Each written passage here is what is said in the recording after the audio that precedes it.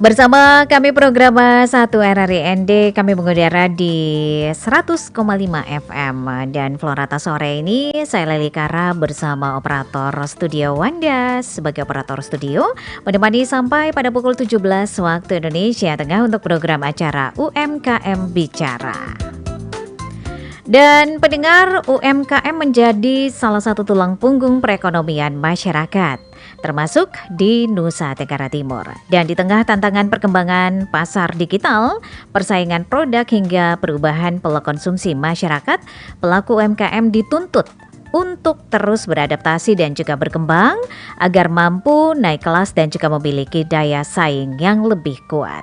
Namun di sisi lain pendengar, UMKM NTT memiliki potensi luar biasa, mulai dari produk kuliner, kemudian tenunan, kopi, hasil pertanian, hingga ekonomi kreatif yang memiliki ciri khas daerah dan nilai budaya yang cukup kuat. Dan yang dibutuhkan saat ini bukan hanya semangat usaha, tetapi juga strategi, kemudian pendampingan, akses pasar, inovasi, dan juga kolaborasi. Lalu bagaimana mendorong ekonomi, maksud kami UMKM di NTT, supaya tidak hanya bertahan, tetapi juga mampu berkembang dan juga bersaing di tingkat nasional, bahkan internasional. Dan untuk membahasnya, sore hari ini kita sudah bersama narasumber kami, Ketua Kamar Dagang dan Industri Indonesia Nusa Tenggara Timur, Bobi Lianto. Pak Bobi, selamat sore. Selamat pagi. Pagi waktu. Guten Morgen. Guten Morgen. Oke, ini jauh-jauh tetapi masih menyempatkan waktu begitu ya, sesibuk apapun menyempatkan waktu untuk bisa bergabung dengan berbagi bersama pendengar RRI. Terima kasih sekali Pak Bobi sudah meluangkan waktu di kesempatan sore hari ini dan pagi waktu di sana begitu ya Pak Bobi ya. Nah, ya, di sini jam 10 pagi. Jam 10 pagi. Jam 10 pagi ya, ND saat ini Wita jam 4 lebih 15 menit begitu Pak Bobi. Kita ngobrol begitu ya Pak Bobi ya sampai pada pukul 17 waktu Indonesia Tengah. Tapi sayang sekali sambungan telepon kami dengan Pak Bobi terputus. Kami akan mencoba menghubungi kembali Ketua Kadin NTT Bobi Lianto. Selamat sore kembali Pak Bobi. Ini sempat terputus begitu ya. Baik, Pak Bobi, bagaimana Anda melihat kondisi dan juga perkembangan UMKM di NTT saat ini? Oke, suara saya jelas ya? Ya, jelas Pak Bobi, sangat clear. Saat ini saya sedang berada di kota Zurich, jam 10.15 dan kondisi sedang hujan. Jadi tentu itu sebenarnya gitu ya. Saya bisa menjawab kondisi UMKM kita. Tentu kita terus mendorong supaya UMKM kita bisa bangkit. Dan salah satu penunjang adalah sebenarnya dengan adanya industri pariwisata yang berkembang, dan kita harapkan dengan kemajuan teknologi saat ini, maka kita para UMKM dapat menggunakan sepenuhnya teknologi, media sosial, platform-platform digital untuk dapat juga memasarkan produk-produk.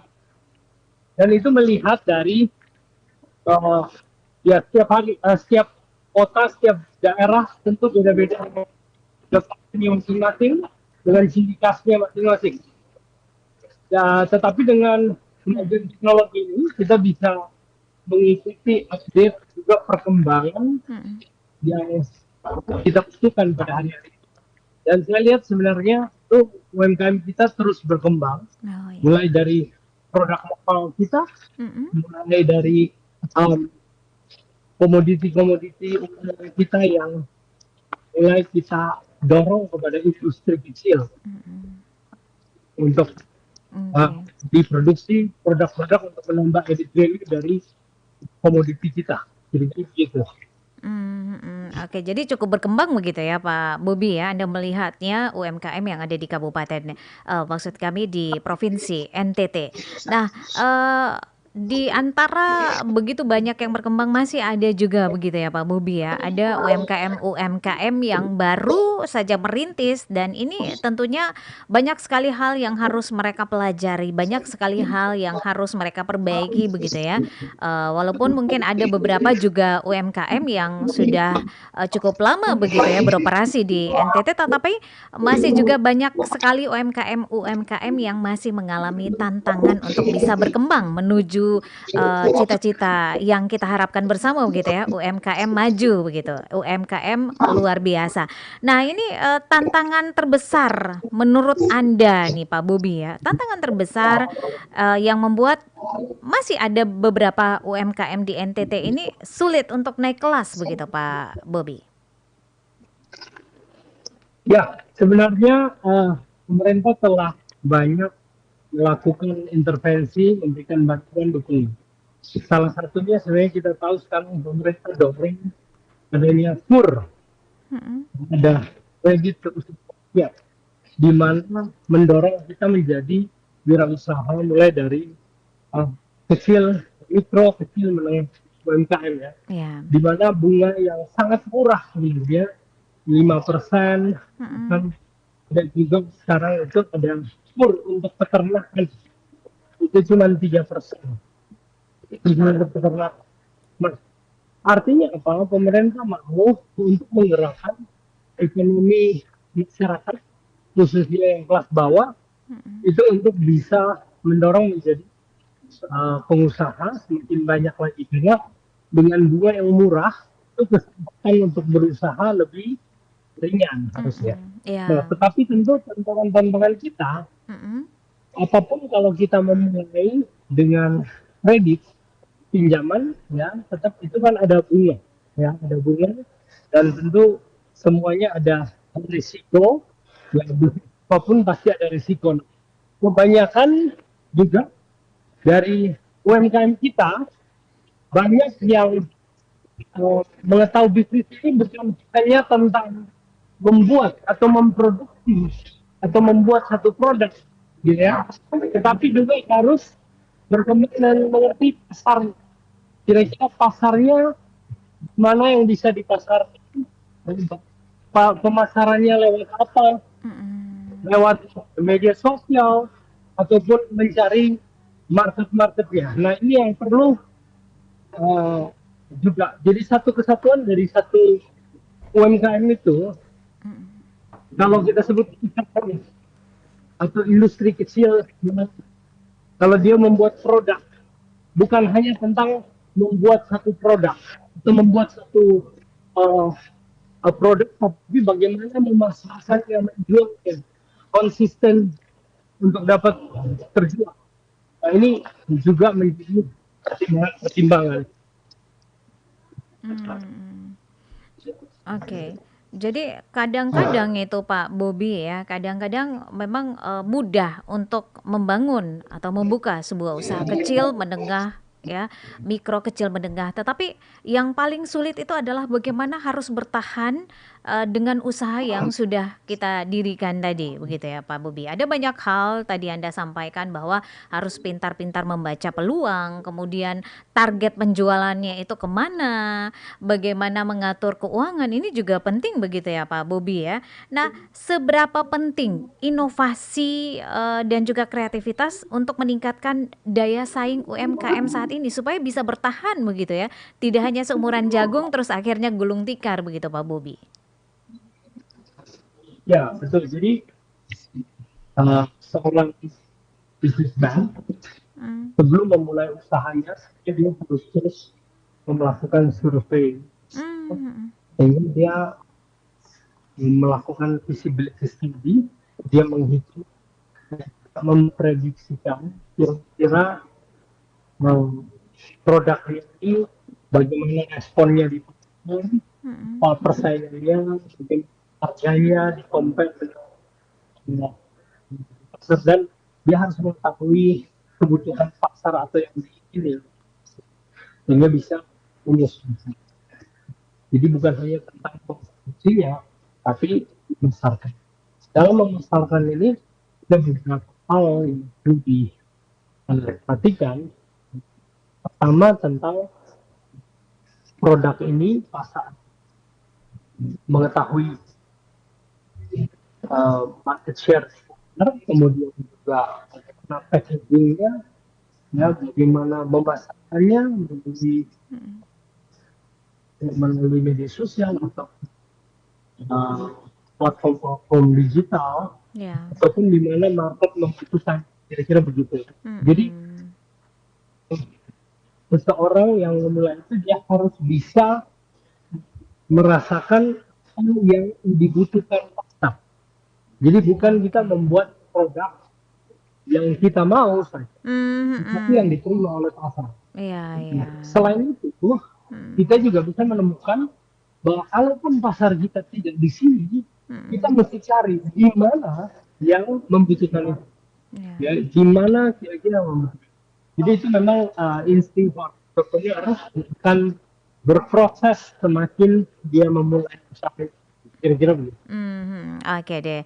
Banyak, pelaku UMKM kita yang punya produk begitu bagus dan juga bermutu ya, tetapi kendalanya adalah bagaimana cara memasarkan. Ini, seperti apa strategi nanti akan dibagikan oleh Pak Bobi Lianto, Ketua Kadin NTT untuk kita, tetapi setelah kita nikmati, satu nomor lagu Pak Bobi, ini juga sebagai ucapan terima kasih dari RRI ND untuk Pak Bobi yang sudah meluangkan waktu di tengah kesibukan untuk bisa berbagi dengan pendengar kami di program acara UMKM Bicara.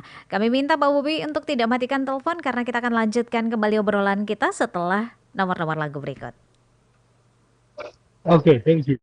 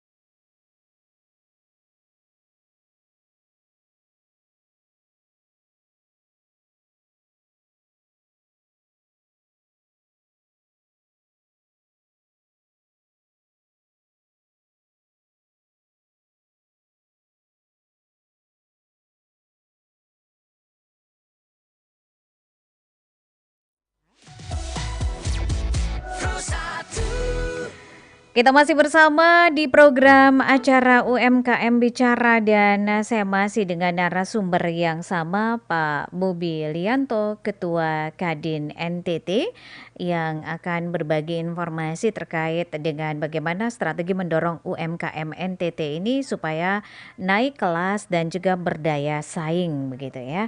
Beberapa poin tadi sudah dibagikan, sudah disampaikan oleh Pak Bobi di kesempatan sore hari ini. Kami sudah tersambung kembali dengan Pak Bobi Lianto. Pak Bobi, selamat sore kembali. Selamat sore. Oke, baik. Sayang sekali jaringan kita ini ya. Sambungan telepon kami dengan Pak Bobi terputus lagi pendengar RRI dan Pak Bobi.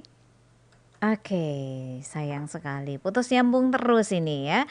Saya akan hadirkan dulu satu nomor lagu kembali untuk Anda pendengar RRI yang masih terus stay tune bersama kami di program satu. Untuk program acara ini UMKM Bicara kami hadirkan sampai pada pukul 16 waktu Indonesia. Maksud kami 17 waktu Indonesia Tengah.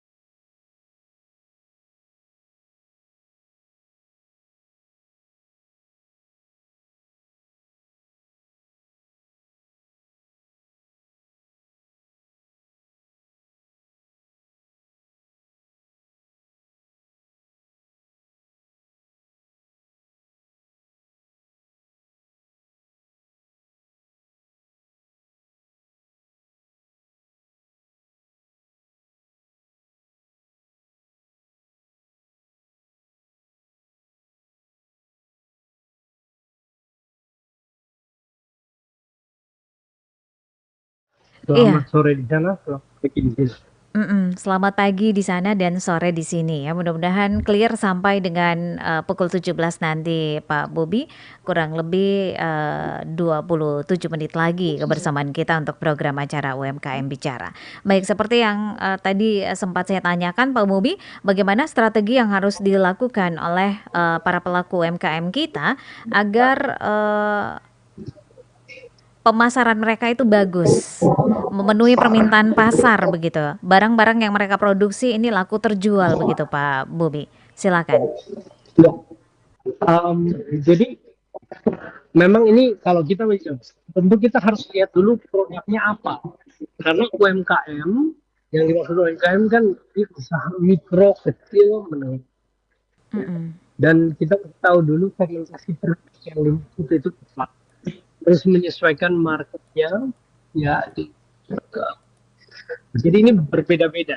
Kalau umpama kita ngomong seperti kain tenun, kalau yang banyak dibuat produksi oleh ibu-ibu kita, ya, Ya. mama-mama di kampung, kita tahu bahwa kalau kain tenun, tentu kita harus mencari koneksinya, ya. Selain itu pariwisata, kita kan sangat bergantung pariwisata di mana kan datang dan melihat membeli langsung sepatu tersebut ya kira-kira. Nah, kita cari keramaian di mana turis itu. Tapi kita juga minta melalui perbankan, kalau mereka memberikan pinjaman atau kur atau lain, mereka juga membantu mencari market pasar bagi kita. Nah, selain itu kita juga pikirkan bahwa jangan kita berharap kepada pariwisata di mana setiap orang datang. Tetapi bagaimana kalau produk kita mulai pasarkan, ya, mencari connection di kota lain, di kota besar, ataupun desainer Mhm. ataupun supply kepada selain toko-toko souvenir, ya. Mhm. Kemudian mungkin bahkan bisa kita mencari pasar ke luar negeri sekalipun, ya, Iya. karena itu diminati oleh orang di luar.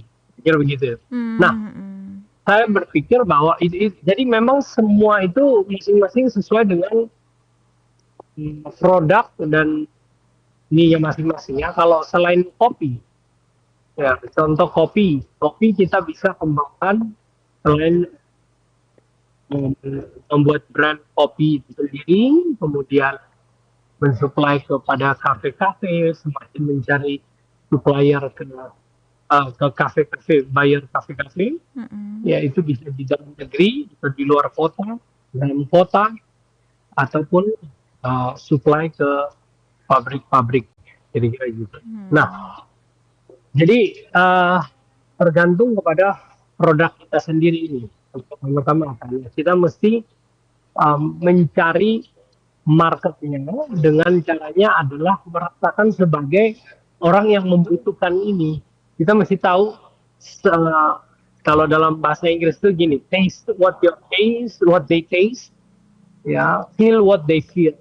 Kita mesti bisa merasakan Iya. apa yang mereka rasakan, Hmm. yaitu market yang membutuhkan ini. Merasakan, mencoba apa yang mereka rasakan. Contohnya kalau market kita orang bule, kan banyak sekali orang bule datang ke NTT, Mhm. terus lihat kain tenun, mereka Iya. suka sekali dengan ini karena handmade buat. Nah, harusnya market di luar negeri itu bagus. Ya, Mhm. cuman bagaimana menembusnya itu. Nah, Iya. kalau zaman dulu akan sangat sulit. Zaman sekarang sebenarnya ada diaspora kita di luar negeri, Mhm. kita bisa media sosial, kita bisa berkoneksi Iya. langsung, ya, Mhm. terus mengkonek kepada diaspora kita dan Mhm. coba untuk menawarkan kalau ada yang bisa membantu itu. Bahkan sekarang kita punya KBRI atas perdagangan kita di negara-negara luar, itu kita Mhm. bisa tawarkan. Seperti apa yang saya lakukan, kali ini saya pergi ke Eropa, dan saya keliling beberapa negara, mulai dari Prancis, ya, Paris, kemudian ke Swiss hari ini, kemudian saya lanjut ke München, Germany, Mhm. saya pergi ke Belgia dan lanjut ke Amsterdam. Nah, setiap kota ini saya mengunjungi rata-rata KBRI-nya, Kedutaan Republik Indonesia, saya bertemu dengan atasnya perdagangan di sana untuk coba membuka komunikasi Mhm. produk-produk NTT di mana karena mereka biasanya punya yang namanya ITPC, ya, atau juga House of Indonesia, di mana di situ bisa kita titipkan produk-produk kita Oh untuk iya. mengenal Indonesia yang bagian Mhm. kita. Nah, itu yang saya Mhm. selalu lakukan dan saya selalu bawa produk-produk NTT Mhm. seperti coklat gaurang, kemudian kopi, ada kopi Jao, ada kopi Sombra, ada Mhm. kecap Malada, dan Kupang. Oke, sayang sekali terputus lagi.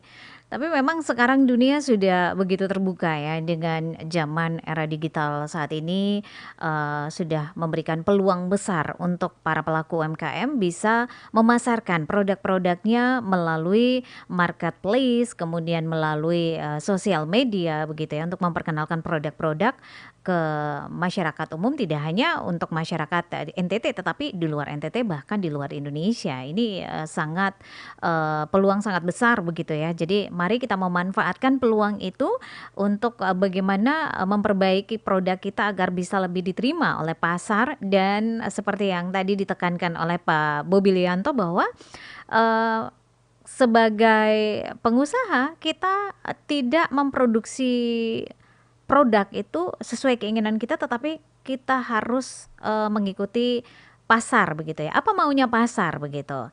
Nah, untuk ketenunan ini menjadi produk andalan kita orang NTT, kita punya, tenunan yang bagus-bagus dan sangat diminati oleh masyarakat luas. Nah, ini juga peluang untuk kita bagaimana kita harus tahu dulu nih, yang diminta oleh bule-bule itu tenunan seperti apa. Kita harus membaca peluang itu ya, sehingga, produk-produk kita bisa diterima oleh kalangan luas. Kami masih mencoba untuk menghubungi kembali Pak, Bobi Lianto. Pak Bobi, selamat Ya, pagi dan selamat sore untuk waktu ND.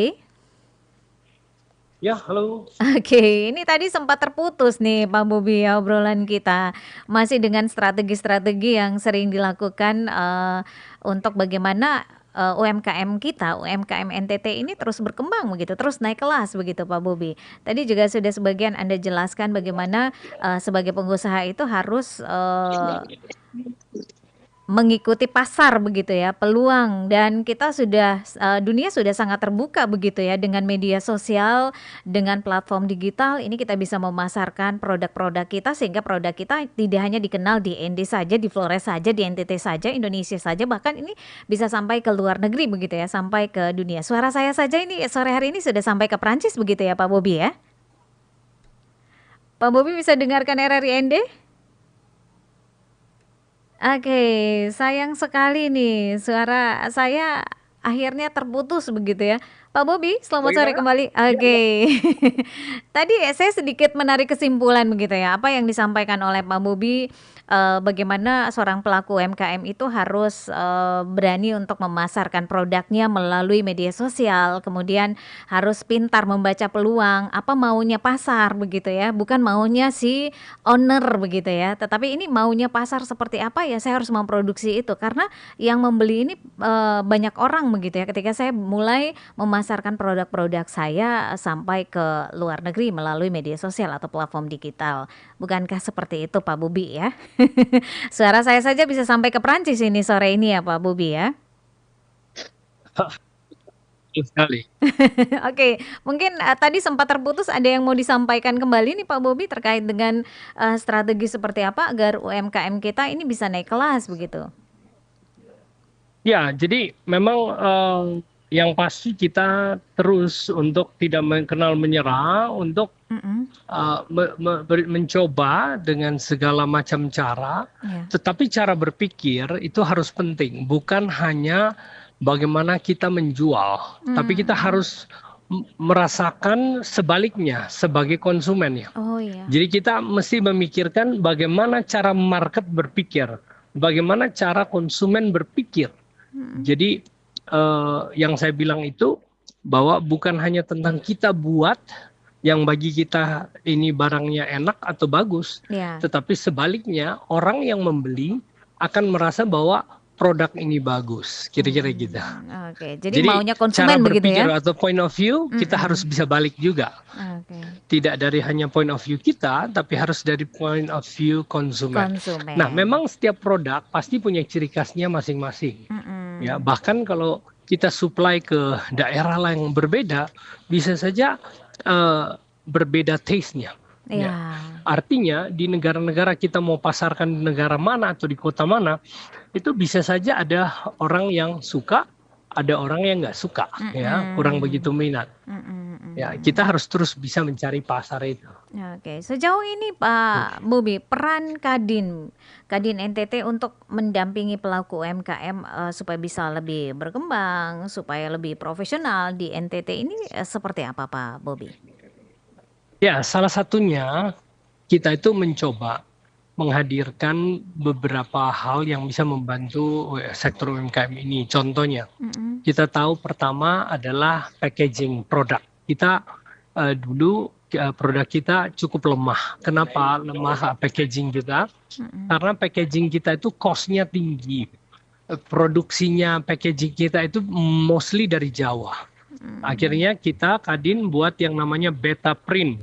Beta mhm, print itu ada di Kupang, ada di Labuan Bajo saat ini, di mana ini kita membuat packaging mhm. untuk UMKM, itu tidak perlu pesan jauh-jauh sampai di Jawa, Oh ya. cukup ada di kota kita dan jumlahnya juga tidak harus begitu-begitu banyak ya. Mhm, Kalau nggak dulu UMKM kita kalau pesan harus sekaligus packaging harus 10.000, 20.000 atau harus ribuan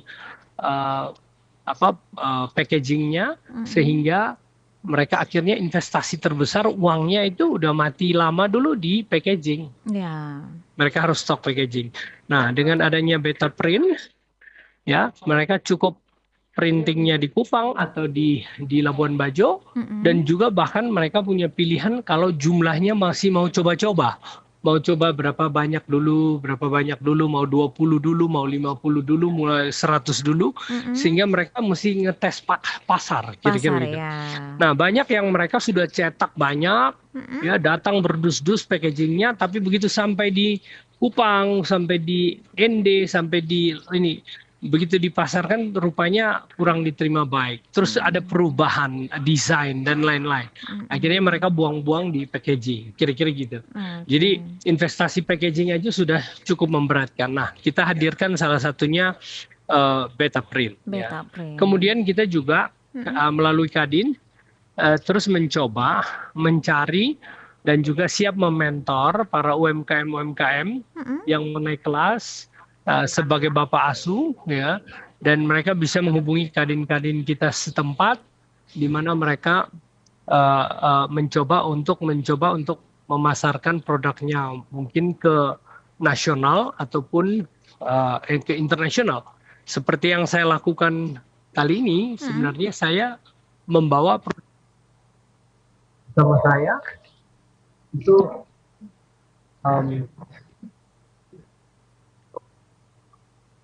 halo, Iya ya, silakan Pak Kadin. membawa produk-produk NTT, produk UMKM kita, coba pasarkan ke pasar Eropa.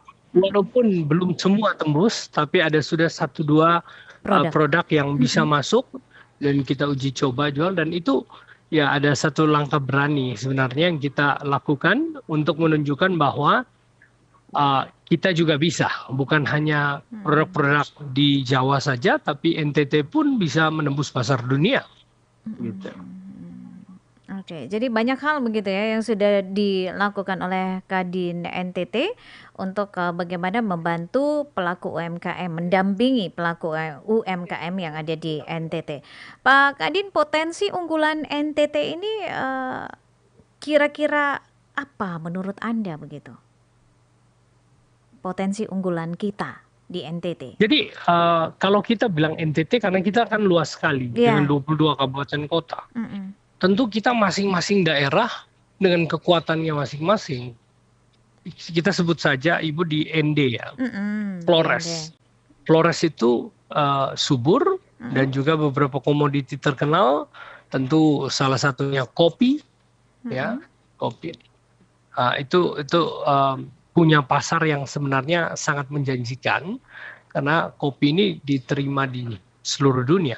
Seluruh dunia pasti minum kopi. Nah, bagaimana komoditi kita ini dilakukan added value atau nilai tambah, bukan hanya jual biji kopi saja, karena sebenarnya saya tahu bahwa di Starbucks itu mereka juga membeli banyak kopi dari Manggarai, Manggarai Timur, dari Bajawa dan lain-lain. Nah, ini kita bisa naikin dengan punya brand kita masing-masing dari daerah. Nah, itu contohnya di Flores dan juga masih banyak lagi seperti kacang mente dan lain. Itu kalau kita ngomong komoditi. Di rote, di sabu, rumput laut, ya itu salah satu kekuatan kita. Ada garam, ya itu juga cukup menjanjikan. Dan kalau secara umum kita itu memiliki kekayaan budaya bahasa, dan ini sebenarnya menjual dari sisi pariwisata. Saya kasih contoh ya, saya saat ini sedang berada di Switzerland, ya di Swiss orang tahu, di mana di Swiss itu dia tidak punya bahasa asli, tidak ada namanya bahasa Swiss. Yang ada adalah di daerah Swiss yang berbatasan dengan Jerman, mereka pakai bahasa Jerman. Daerah Swiss yang berbatasan dengan Prancis, mereka pakai bahasa Prancis. Yang berbatasan dengan Italia, mereka pakai bahasa Italia. Nah, maksud saya, begitupun di Belgia. Belgia tidak punya bahasa Belgia. Belgia karena dia berbatasan dengan Belanda, Perancis, maka dia pakai dua bahasa itu. Belanda, Perancis, ya. Jadi hanya perbedaan di slang. Tapi bahasanya sama. Itu juga menjadi kekuatan bagaimana mereka dipersatukan ya. Tetapi waktu saya cerita tentang Indonesia, bahkan NTT, kita punya 22 kabupaten kota, tapi kita punya lebih dari 70 bahasa resmi daerah kita. Di ND bahkan punya beberapa bahasa. Setiap kabupaten punya beberapa bahasa. Kultur dan budaya yang berbeda. Dan ini adalah kekuatan bagi setiap kita sebenarnya. Kekuatan di dalam budaya memperkenalkan pariwisata kita. Nah, sehingga kita bagaimana pinter-pinter bisa menjual kekayaan yang kita punya ini. Sehingga dapat kita promosikan bahkan sampai ke seluruh dunia. Ya, itu pasti akan menarik pasar pariwisata. Dan kalau pariwisata kita bagus, ini akan menjadi motor yang menggerak tentu UMKM kita juga. Semakin banyak orang datang, itu akan membawa tentu devisa. Ya. Dampaknya ke pelaku UMKM juga, ekonomi masyarakat juga. Betul. Begitu ya Pak ya. Oke. Ya. Baik. Pak Bobi, sebelum kita akhiri obrolan kita sore hari ini, apa harapan Pak Bobi sebagai Ketua Kadin NTT begitu ya, untuk masa depan UMKM di NTT ke depannya? Ya. Tentu harapan saya bahwa kita semua tidak pernah berhenti untuk belajar. Ya, salah satu tentu lewat bahasa. Ya, kita belajar karena kita mau masuk mempelajari negara orang, mempelajari market internasional. Kita juga harus bisa belajar adat budaya, bahasa, dan mengerti. Sehingga kalau kita mau go internasional, ya kita bisa buka lewat internet, kita bisa worldwide, semuanya kita bisa buka. Tapi kalau kita paham bahasa, kita terus belajar lah. Kalaupun belum bisa bahasa Inggris, sekarang teknologi bisa membantu kita untuk translate dan lain-lain.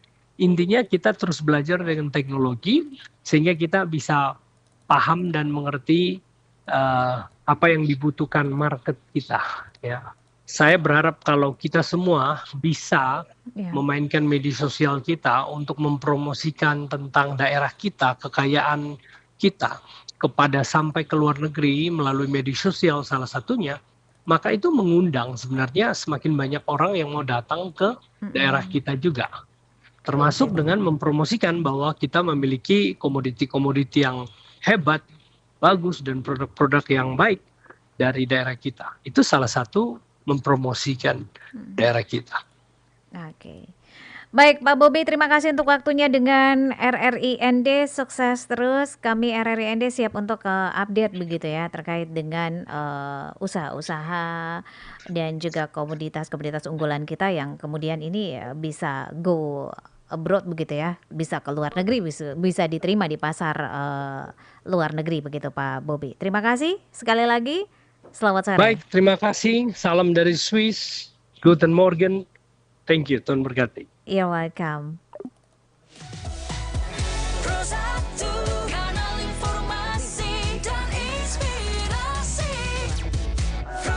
Sekali lagi, selamat sore. Baik, terima kasih.